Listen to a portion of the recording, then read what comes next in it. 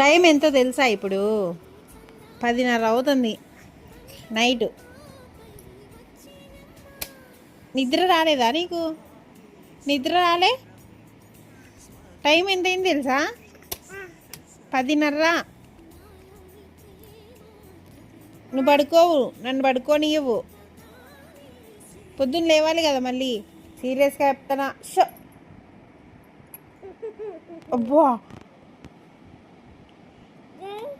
ఏం చేస్తాను? ఏంటి ఇంకా?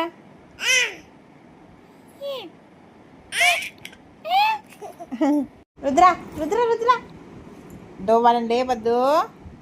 బాయ్ చెప్పు, బాయ్.